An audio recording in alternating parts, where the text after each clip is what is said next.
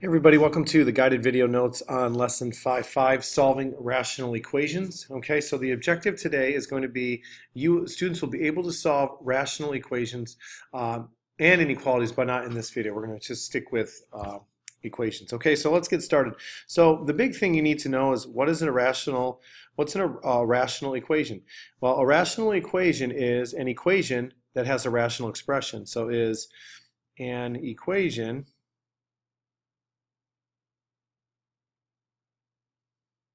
with at least, I'm going to abbreviate, with at least one rational equation. So at least one rational expression, okay? You'll see what those are down below, okay, what they look like. Okay, that's first thing. Now to solve a rational equation, we're going to start by multiplying with everything by the LCD. So start by multiplying all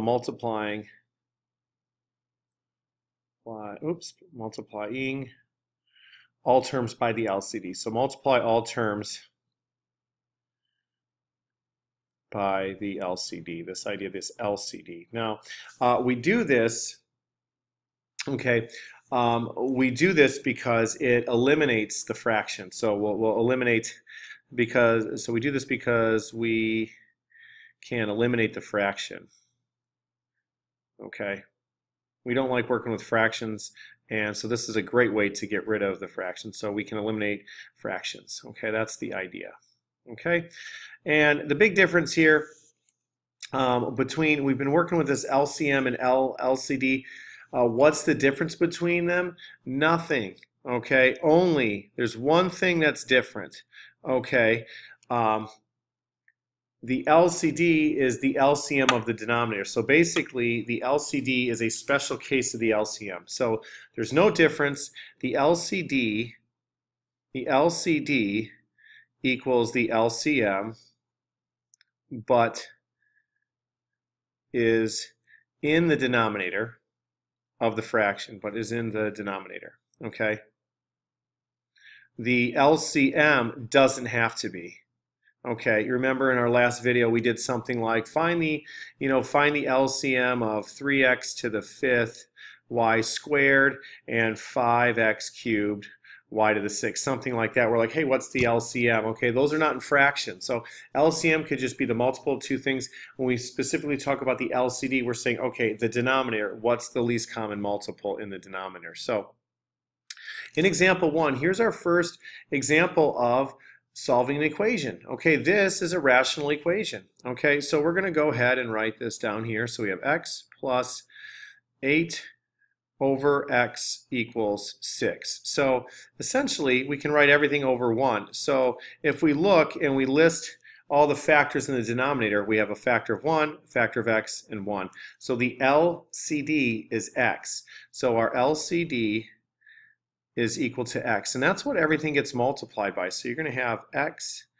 times the LCD right here, okay, plus 8 over x times the LCD, which is x, equals 6 times the LCD. So everything gets multiplied by the LCD.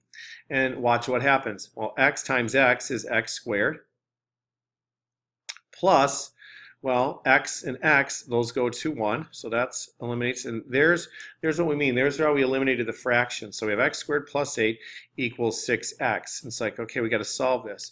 So bring all the terms over. So we're going to subtract 6x from both sides. Okay, and we're going to be left with x squared minus 6x plus 8 equals 0. Okay, that's a quadratic. Okay, so I'm going to rewrite that up here. So we have x squared minus 6x plus 8 equals 0. So this is a quadratic, so we need two sets of parentheses. Okay, drop an x here, and the product is positive, but this is negative, so both signs are minus.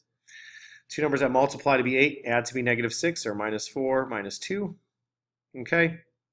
Then we get x equals 4 and x equals 2. Those are the values that make this equation 0, right? 4 minus 4 is 0. So there's our solutions. We do have to check for this idea of extraneous solution. So let's just see if everything works out okay. Let's see if my math is correct. So let's just use this little space and check our answer. Okay, so we have x. So let's try 4. So we have 4 plus 8 over 2. Does that equal 6? Well, 4 plus 8 divided by 2 is 4. Well, I'm sorry. This should be a 4 here. So 8 over 4. So 4 plus 8 over 2. Well, that's 2. So 4 plus 2 is 6. 6 equals 6. Great. Let's try 2. 2 plus 8 over 2 equals 6. So I'm plugging my x values back into the original. Okay, so I have 2 plus 8 over 4, which is, or 8 over 2, which is 4. So 2 plus 4, does that equal 6? It does. So both my answers work out. So that's the first example of this video, solving a rational equation. We're going to do 2 more, but we're going to have this idea what's called extraneous solutions. So look for part 2, and we'll see you next time.